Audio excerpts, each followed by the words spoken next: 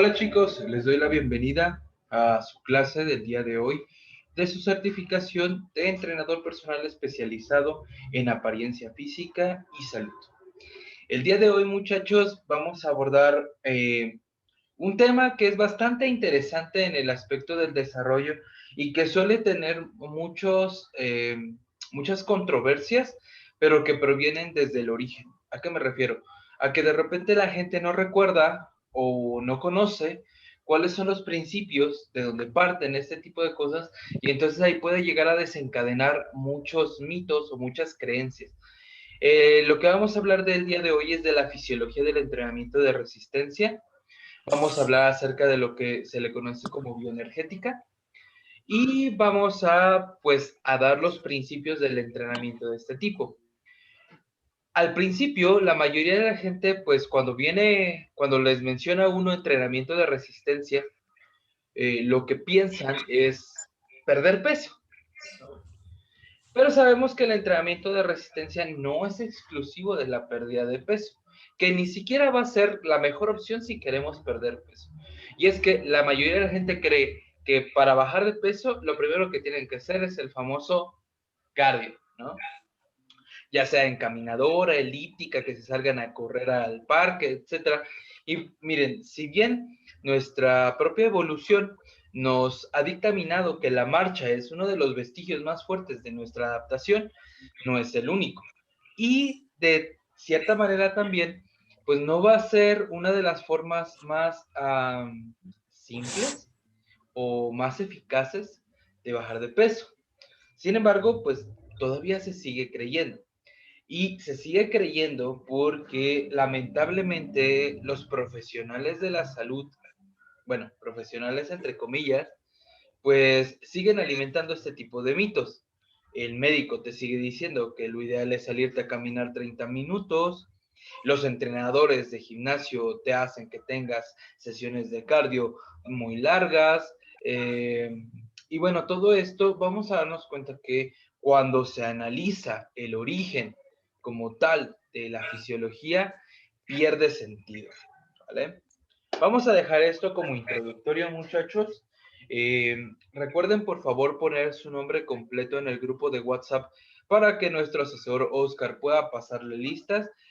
Quiero recordarles que para que su certificación pueda salir en tiempo y forma, ustedes necesitan acreditar un 80% de asistencias en el curso de manera en vivo, de manera presencial. Bueno, presencial entre comillas, aquí en la sesión.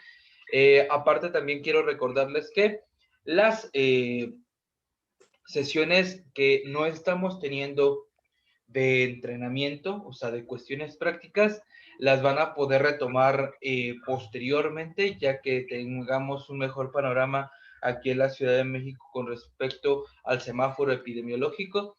Entonces, ya estamos ahí trabajando con eso. Esperemos que a partir más o menos de mediados de este mes, pues ya podamos empezar con todas estas clases de reposición, no solo para ustedes, sino todas las personas que han estado viniendo tomando nuestras clases de los diferentes cursos que impartimos en la escuela, pues ir teniendo toda esta recuperación.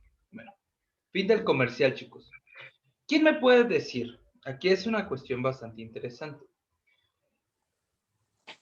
¿Qué creen ustedes que sería lo ideal para poder bajar tu porcentaje de grasa, para bajar tu peso, principalmente en grasa?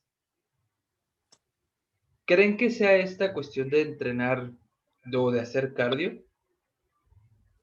¿O qué creen que es el factor más importante para realmente tener esta pérdida?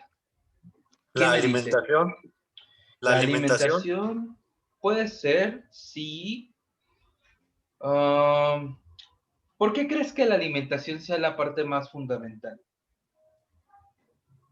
pues sí, pues porque si estamos comiendo pura grasa y queremos bajar de peso, pues va a estar difícil, ¿no?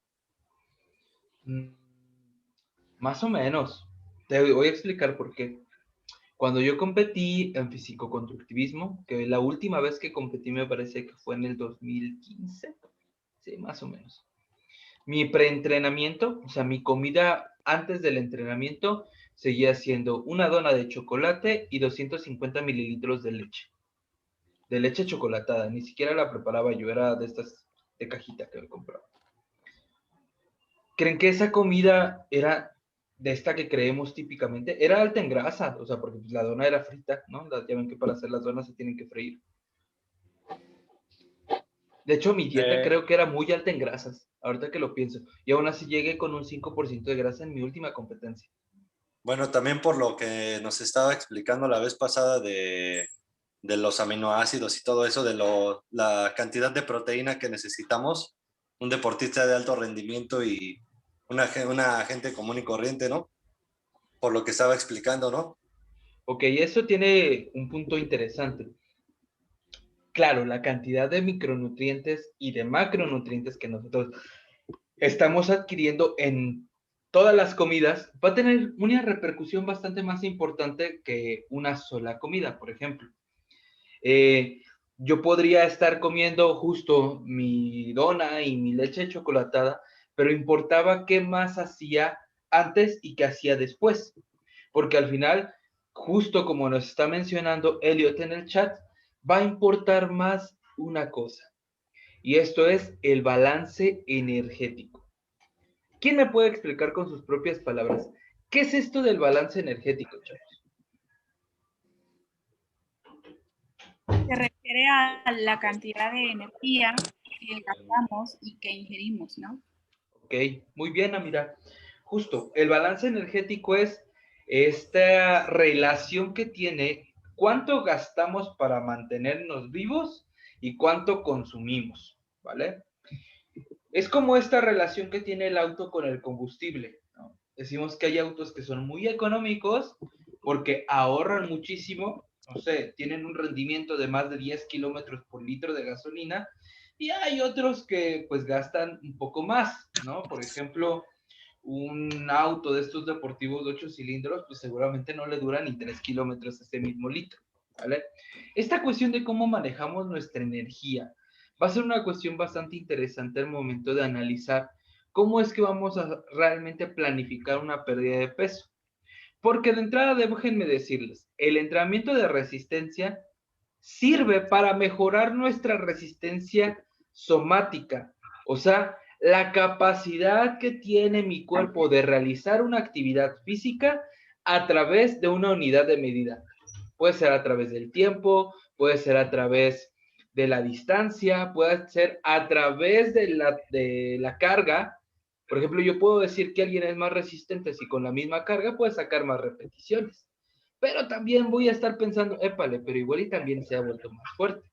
Y vamos a ver que realmente la diferencia entre resistencia y fuerza es tenue, más bien tiene que ver el cómo lo estamos midiendo.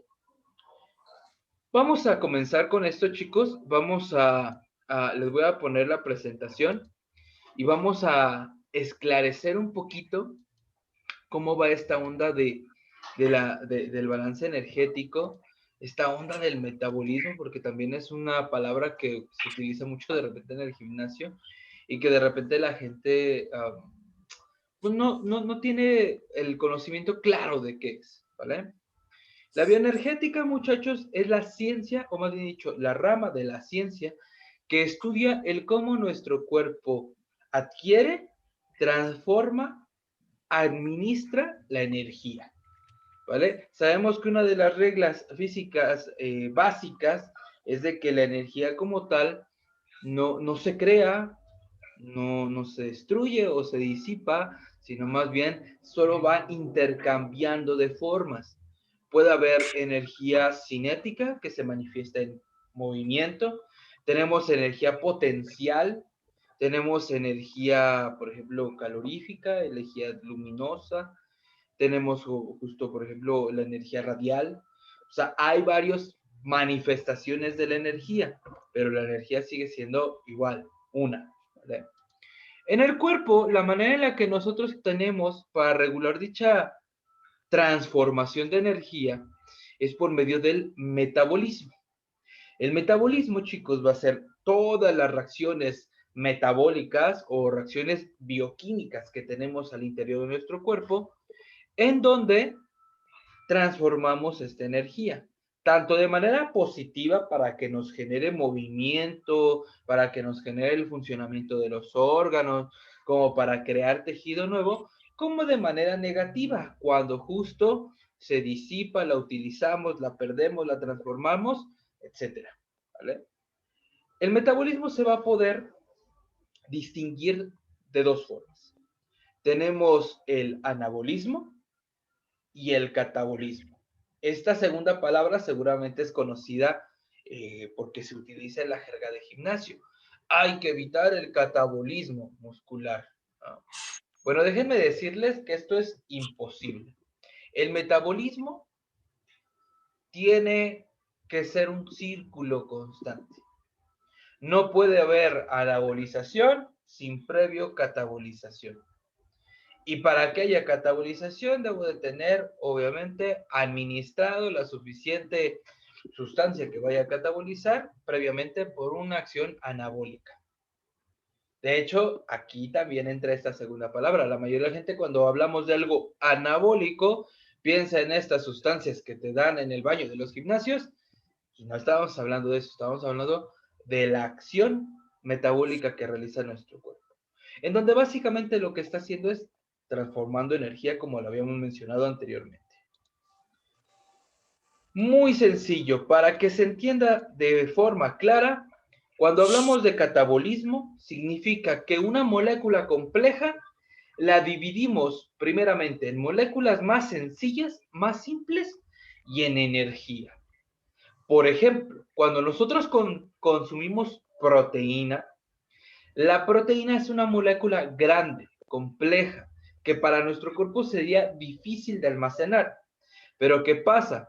Que gracias a enzimas digestivas, como son la protasa, dividimos los aminoácidos y la energía, siendo esta última, la energía, algo que podemos utilizar para movernos, para permitir pensar, para permitir que mi corazón lata, etcétera, etcétera, etcétera. Pasa lo mismo, por ejemplo, con hidratos de carbono, pasa lo mismo con los lípidos, pasa lo mismo con el alcohol y pasa lo mismo con los ácidos grasos. Y por el otro lado, el anabolismo. Aquí es la acción totalmente contraria. Tenemos moléculas sencillas, normalmente almacenadas ya en mi cuerpo, tengo energía que he estado obteniendo justo del proceso catabólico y si la junto por medio de procesos de síntesis, obtengo moléculas complejas, como podría ser un tejido nuevo, reparar una cortada, la hipertrofia muscular, etcétera, etcétera, etcétera. ¿Vale? Entonces, catabolismo, degradación. Obtengo moléculas simples y obtengo energía. Ese es el resultado. Y anabolismo, obtengo tejidos un poco más complejos o moléculas un poco más complejas, agarrando moléculas sencillas y sumándolos a energía. ¿Vale? Hasta ahí yo creo que todo va claro. ¿Alguien tiene duda? ¿Alguien tiene algo que quisiera compartir?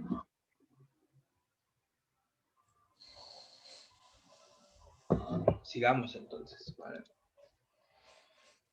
Aquí podemos ver, muchachos, cuáles son los resultados que se tienen de la catabolización de los principales macronutrientes.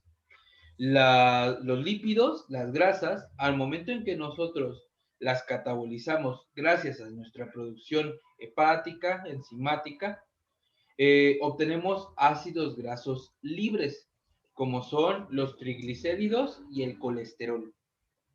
Estos sabemos que tienen utilización, por ejemplo, en la capacidad que tiene nuestro corazón de latir. Se alimenta prácticamente de colesterol. Nuestro cerebro se alimenta bastante de triglicéridos para poder mantener nuestro pensamiento. De ahí es de donde viene este pensamiento coloquial de nuestras abuelitas de que, épale, no tienes buena memoria, te voy a dar nueces. En realidad, lo único que tiene, o lo que tiene principalmente las nueces, son lipoproteínas, o sea, lípidos con un poco de aminoácidos, ¿vale? Cuando nosotros estamos hablando de que se está generando grasa, por ejemplo, la grasa subdermal, la grasa corporal, le vamos a llamar lipogénesis. Y cuando nosotros estamos catabolizando, degradando lípidos, se la va a llamar lipólisis. Entonces, por ejemplo, lo que nosotros buscaríamos gracias al entrenamiento es la lipólisis de el tejido adiposo, o sea, de toda esa grasa corporal. Pero también podemos tener lipólisis de los alimentos, ¿vale? Que va a dar un resultado totalmente diferente. Aquí es donde, por eso yo le decía a su compañero que no es lo mismo tener mucha grasa corporal a consumir mucha grasa. Si tú consumes en tu dieta una cantidad de grasa relativamente elevada, no hay ninguna relación con la cantidad de grasa que tú almacenas. Porque antes de almacenarla, pasa por el filtro del balance energético. O sea, si esa cantidad de energía que te está dando la grasa que tú estás consumiendo, la utilizas en tu actividad física diaria, no se va a almacenar. ¿Se entiende esta parte? ¿Queda ahí más o menos claro? La cantidad de grasa que nosotros comemos no es directamente proporcional, y repito, no es directamente proporcional a la cantidad de tejido graso que tenemos en el cuerpo. ¿Qué es el responsable de ese tejido graso? El exceso de energía que consumimos sumado a la poca actividad física que realizamos. O sea, literal, te queda tanto al momento que utilizas la energía y te sobra, que pues el cuerpo dice, la voy a almacenar, la voy a guardar. ¿Se entiende esta parte, muchachos? ¿Alguien tiene dudas aquí? ¿No? ¿Seguros? ¿Seguros, seguros? Muy bien. La parte de los hidratos de carbono o los carbohidratos, su degradación o lo que nos queda al momento de catabolizarlo es glucosa, la cual podemos almacenar en los músculos, llamado glucógeno, o en el hígado, llamado glucógeno hepático. Aquí, por ejemplo, cuando nosotros estamos degradando glucosa, le llamamos glucogenólisis, ¿vale? Y cuando estamos creando almacenamiento de glucosa por medio del glucógeno, le llamamos glucogénesis. Pero aquí hay una tercera palabra, que es la gluconeogénesis. ¿De dónde proviene esto? ¿Alguien la había escuchado con anterioridad y nos podría explicar?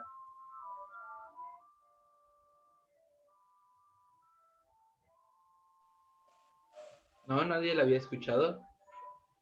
Es, por ejemplo, cuando creamos glucosa, no a partir directamente de los hidratos de carbono, sino que de pronto a lo mejor no tenemos suficiente hidrato de carbono y podemos obtener o degradar otras, digamos, moléculas que no están hechas para esto. En el caso, por ejemplo, si tenemos un exceso de proteína y a lo mejor tenemos un desbalance y consumimos más proteína que carbohidrato o que lo que necesitamos, entonces el cuerpo se ve forzado a utilizar o a degradar la proteína en glucógeno para utilizar en el cuerpo. Ok, muy bien, Amira. Justo la gluconeogénesis es este glucógeno que obtenemos por medio de fuentes que no son hidratos de carbono. Podemos obtenerlas por medio, por ejemplo, de grasas. ¿Se acuerdan que les había dicho que cuando nosotros, pues, degradamos tanto grasas como proteínas, cuando catabolizamos, obtenemos energía? Bueno, si esa energía no es utilizada, va a ser almacenada primeramente como glucógeno, si es que tenemos una actividad física suficiente y literal tenemos espacio para guardarla. Si no tenemos espacio para guardarla, va a ser almacenada como grasa, como tejido adiposo, ¿vale? Podemos obtenerlo de las grasas, podemos obtenerlo de las proteínas y podemos obtenerlo del alcohol, ¿vale?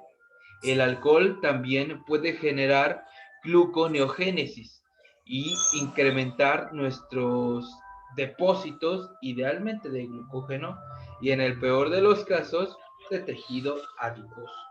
¿Vale? Puede generar una lipogénesis pues bastante significativa, y por eso la mayoría de la gente que bebe bebidas alcohólicas relativamente con cierto exceso, pues tiende a generar justo eso, una mayor almacenamiento de tejido adiposo. ¿Vale? Por último tenemos las proteínas. Las proteínas, como habíamos mencionado anteriormente, al momento que las degradamos, que hacemos catabolización de las mismas, obtenemos como moléculas más sencillas los aminoácidos.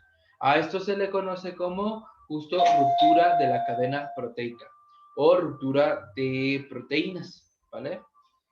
A la construcción por medio de aminoácidos se le conoce como síntesis proteica, ¿vale? Que está altamente relacionada, por ejemplo, con la hipertrofia. Todo esto, muchachos, absolutamente todo esto, es lo que le llevamos, Juan Carlos, sí, es que estábamos oyendo ahí como un chillido medio raro, ¿vale? Todo esto es a lo que le llamamos metabolismo, ¿vale? Si se dan cuenta, es a la degradación o a la construcción por medio de pues, los elementos que nosotros tenemos.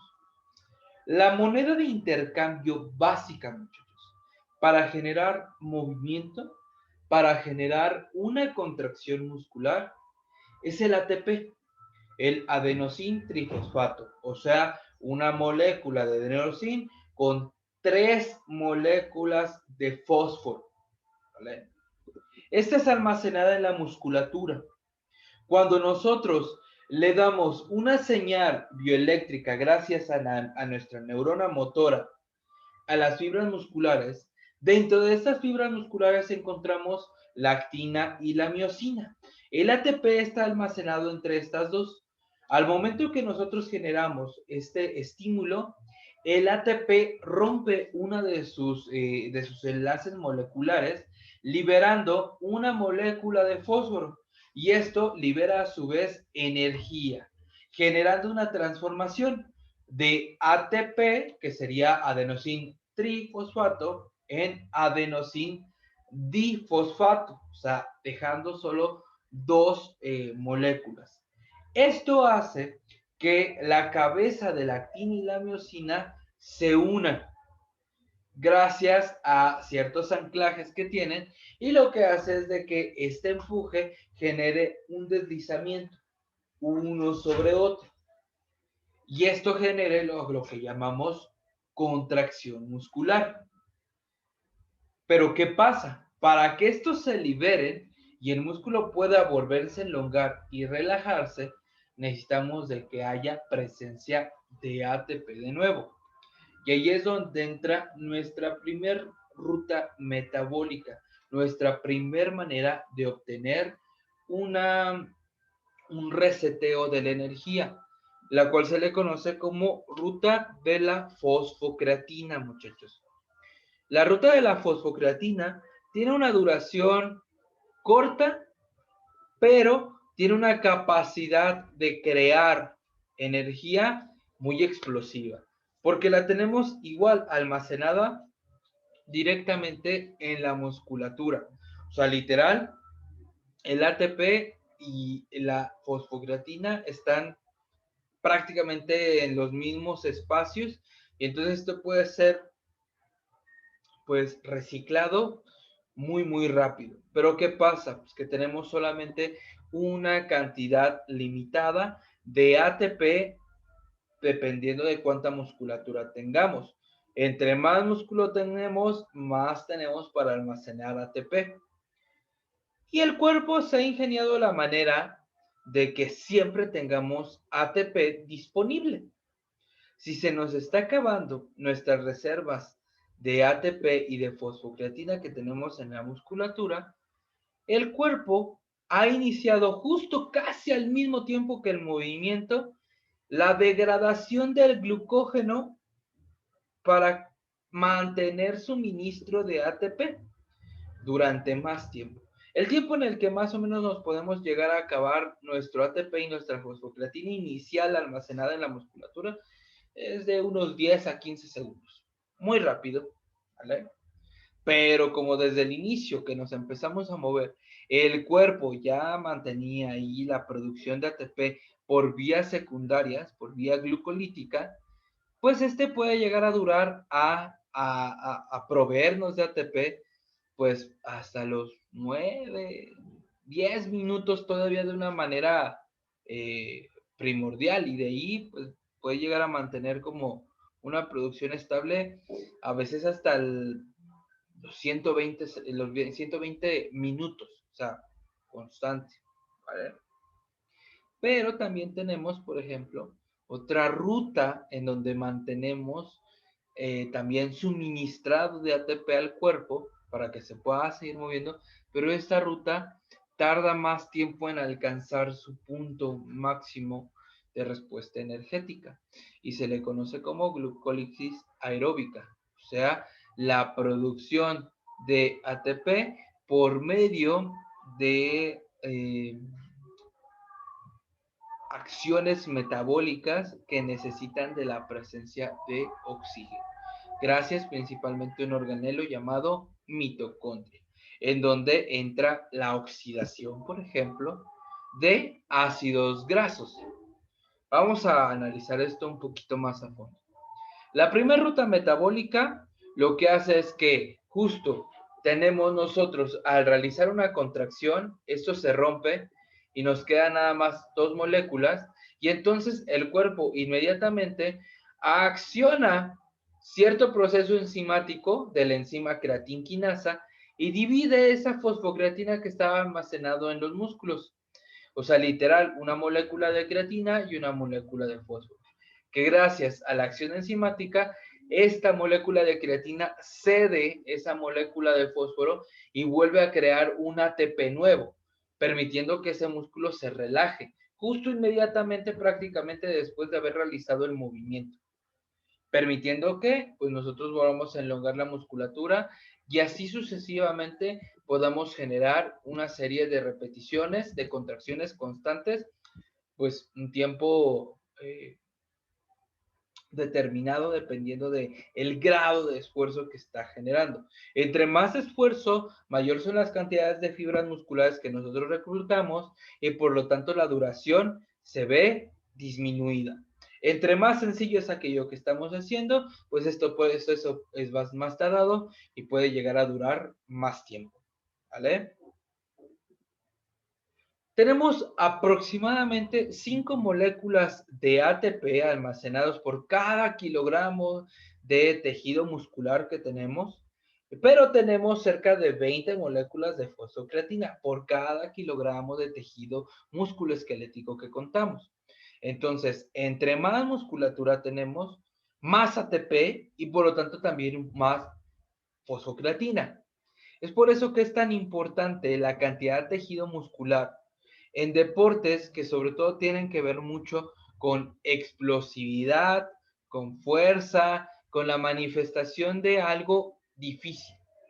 Hay otros grupos musculares que utilizan también esta ruta metabólica, pero no de manera prioritaria, no de manera principal.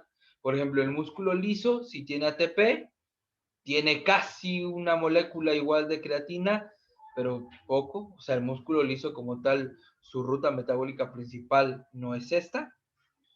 También el músculo cardíaco tiene poco ATP y tiene poco fosfato de creatina, tampoco su ruta metabólica principal es esa, pero con eso le basta para estar manteniendo el funcionamiento. ¿Vale?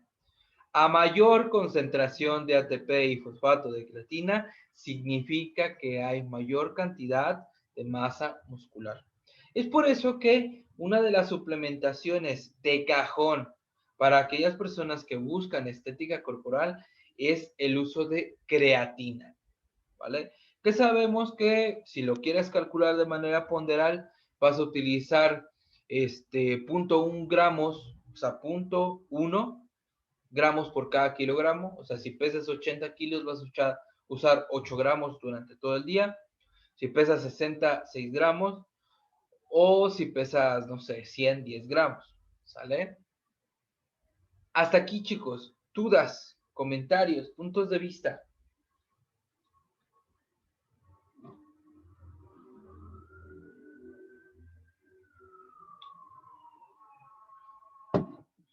Nada, perfecto, sigamos.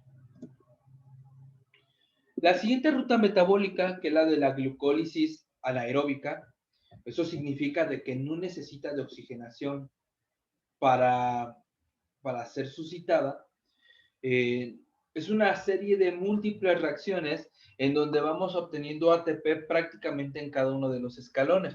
O sea, aquí podemos ver, tenemos, tenemos glucosa, hace la acción, la enzima hexoquinasa y divide. Nos da una molécula de ATP, una molécula de ADP, ¿vale? Que esto gracias a la fosfocreatina que tenemos, pues van a ser prácticamente 2 moléculas. Y a su vez nos deja este resultado, ¿no? La glucosa 6-fosfato. Y de ahí hay otra acción enzimática. Esta nada más transforma en fructosa.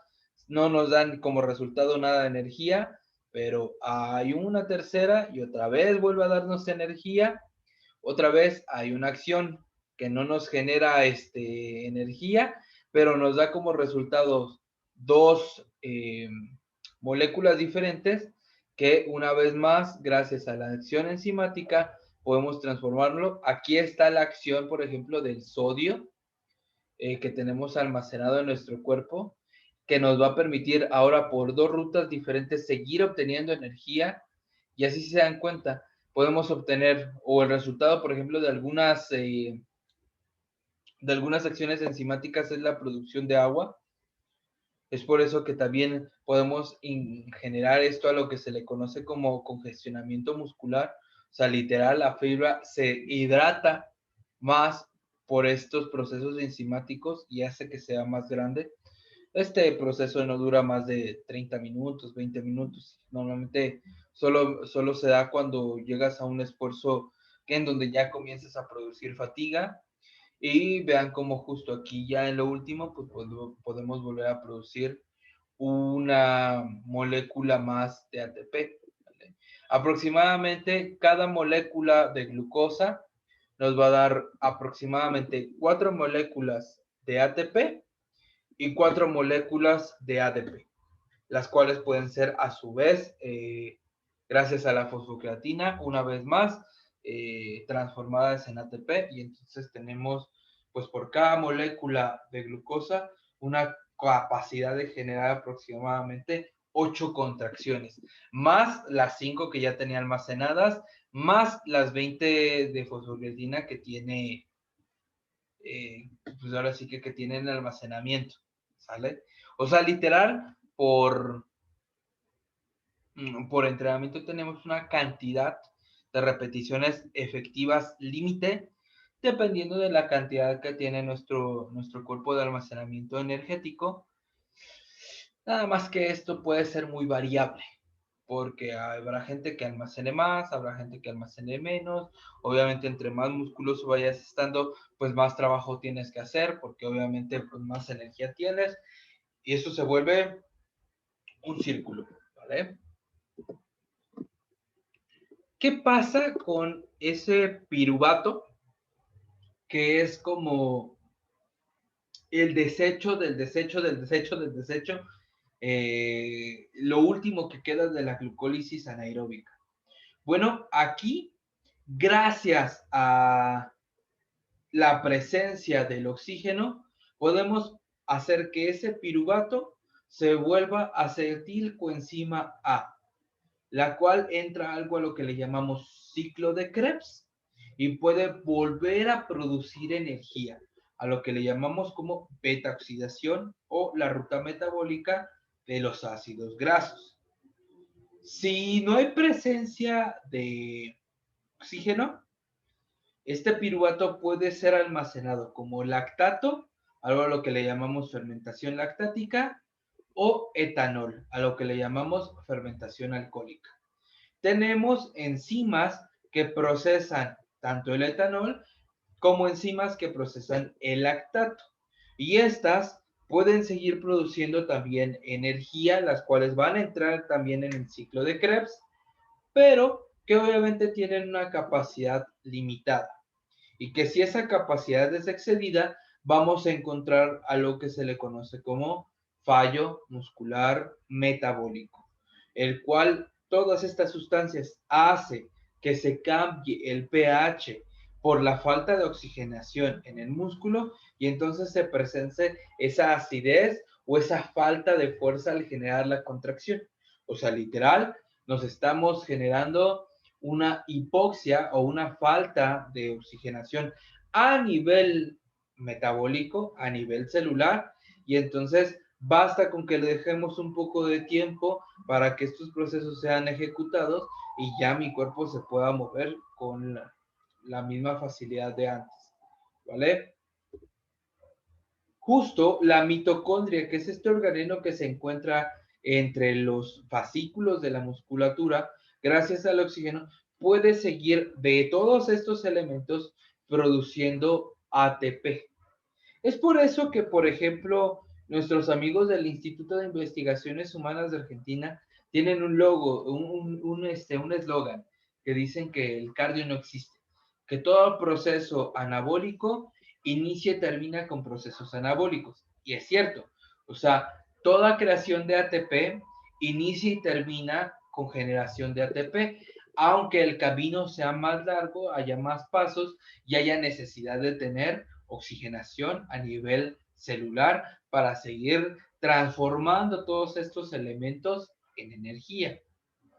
Como les había enseñado en la gráfica anterior, muchachos, en esta, las tres rutas metabólicas inician prácticamente al mismo tiempo, pero su protagonismo tarda en manifestarse dependiendo de cuánto tiempo dure lo que estamos realizando.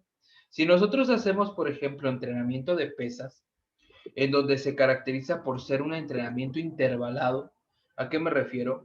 Pues voy a dejarlo ahorita aquí en pausa, chicos, se nos va a cortar ya la videollamada, no había estado atento al tiempo, ahorita acabo de ver. Voy a volver a retomar esto, voy a hablar directamente de por qué es meramente la utilización de ciertas rutas metabólicas.